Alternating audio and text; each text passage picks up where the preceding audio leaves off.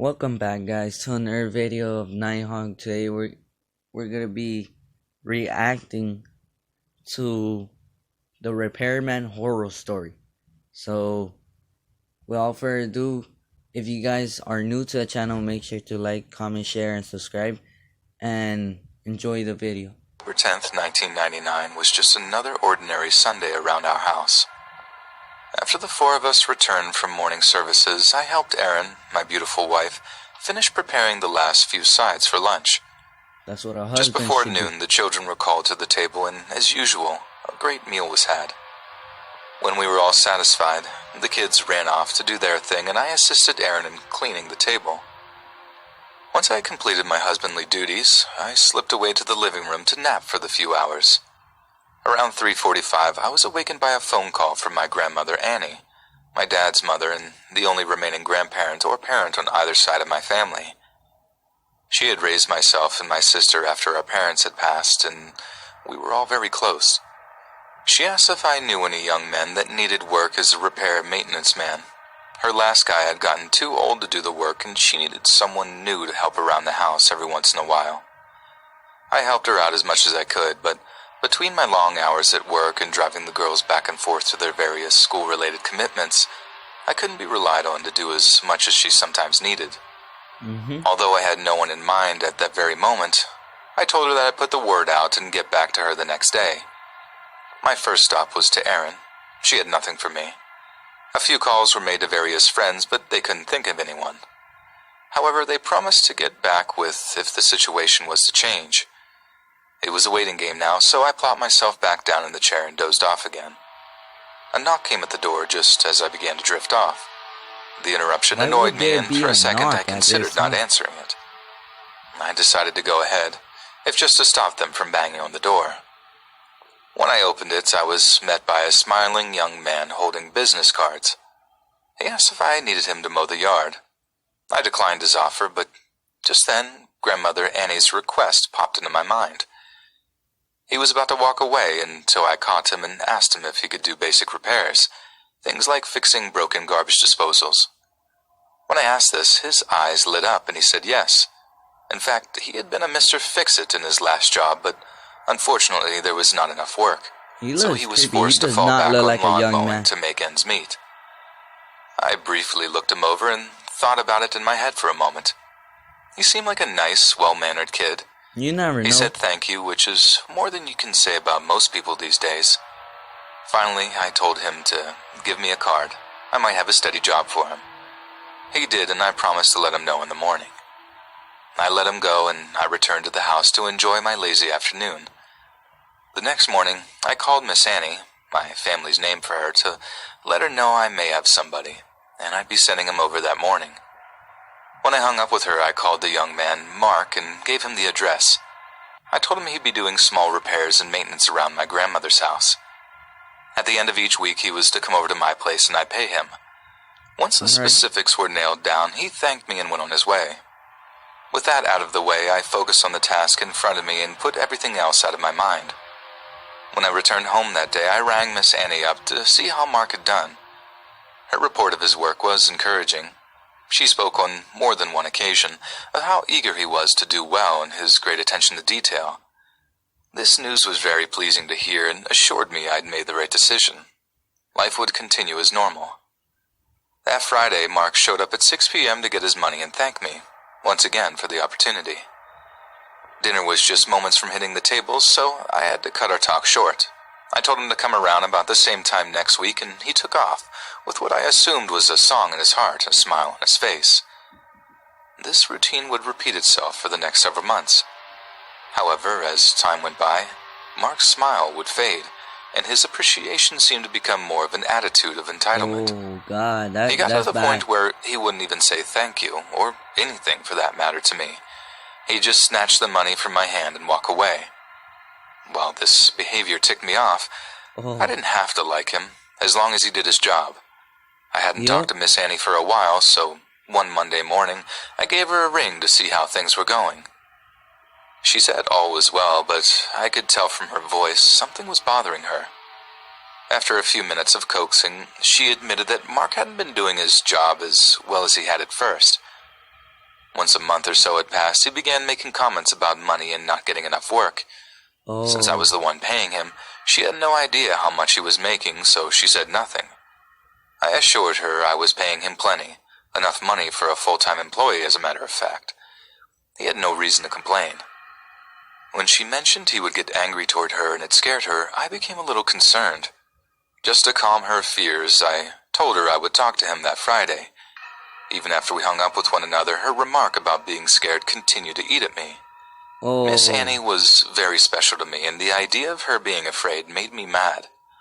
I was determined to nip his behavior in the bud, but it became a problem, but I had to make sure I did so with a clear and calm head. Anger would only serve to exacerbate the situation and breed bitterness between us. Yep. I'd cooled off by the time Friday came around.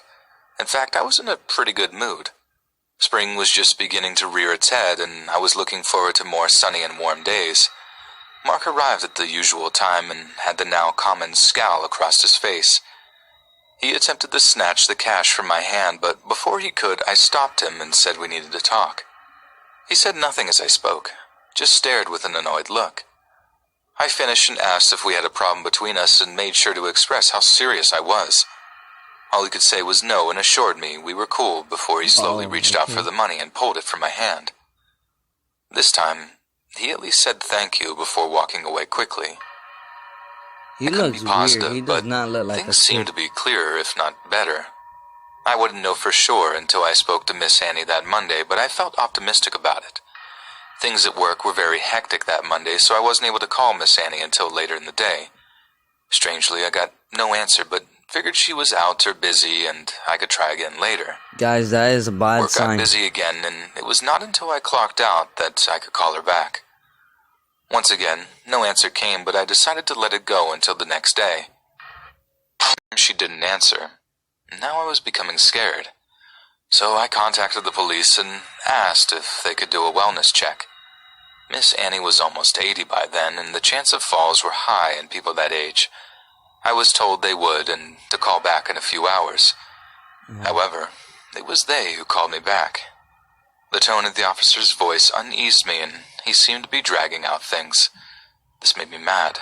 I was already on edge from worry. Although I'm not proud of it now, at the time it was understandable. I yelled at him to spit it out, so he did just that. They had done the wellness and found Miss Annie dead. This was unexpected but not shocking. Assuming she died of a heart attack, I asked what the causes were. When he told me that she had been murdered, I blanked out for a minute. Never in my wildest fears had I expected to hear those words.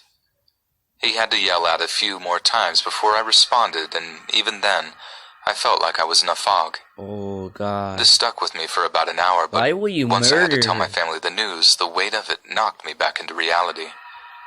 The only information the officer could give me at the time was that she appeared to have been attacked by one or more people with hammers or blunt objects. If I would have had my wits about me then, the second I heard the word hammer, I could have told him who it was. But that didn't turn out to be required. I give the cop credit for being kind with his words, even after I'd screamed at him. He could tell from my hemming and hawing what I wanted to ask, and assured me that there were no signs that she had been messed with, if you catch my drift, and I thanked him later for this. The rest of the family took the news almost as hard as I did. Damn. Miss Annie had become like a second mother to my wife, and my kids loved her greatly. We'd become very dependent on her after we relocated here, and the thought of her not being around was agonizing. It took a day or two before I remembered Mark and gave him a call. I didn't answer, but after I left a message to contact me ASAP. The longer I thought about it, however, it struck me as odd that he hadn't called me. The first day he received no answer at the door. He should have called me. My confusion would grow into full-blown suspicion once I discovered two important things. Yep. The pathologist determined Miss Annie had died sometime before noon on Monday, and perhaps the more scary of the two, Mark was still unreachable. The results came in that Friday morning, and the cops had been to his home twice and called him every day since I mentioned him to them on Wednesday afternoon, all but cemented his guilt in my mind. I told the police as much, and over the following weeks, they would come to agree with me. Other than having his fingerprints and blood at the scene, everything pointed to him. All they had to do was get him in a room alone, and hopefully he would confess, but just locating him to do this would be a 5-year struggle. Countless tips were sent in, but none would pan out. Finally, on a rainy and cold morning in January of 2006, an arrest would take place across the country in Arizona that would put the search to an end. The Tucson police would be led on a high-speed chase after attempting to pull a man over for expired plates. At the end of the chase, Marco Javier Robles would be apprehended, and our search would finally be over. Marco was quickly extradited back east, and the trial was soon to begin. What we feared would be a long and drawn-out affair ended within the week. The district attorney had offered him a very generous plea, and after a strong recommendation from his attorney, he agreed. He'll have to do at least 25 years, but after that, it's up to the parole board. If I have any sway in the matter, I'll do my best to see that he dies in there. We were left with only one question. Some would say the most important one, perhaps. Why? As a stipulation to his plea, Mark was required to tell why he committed the crime. According to him, Miss Annie had become very demanding, and he felt he wasn't being paid enough to put up with it. He had been planning on hitting me up for more money once summer came along. However, when he found out she had told me that he was unhappy with his pay, in his eyes, his chance for a raise was ruined. That Monday morning, he was angry about this and confronted Miss Annie about what she had said, and a fight broke out. He claimed she grabbed a poker from the fire set and hit him. In self-defense, he struck her with his hammer, but only did so once. His intent was never to end her life, only to make her stop. Unfortunately, it did just that and more, and my family will never be the same because of it.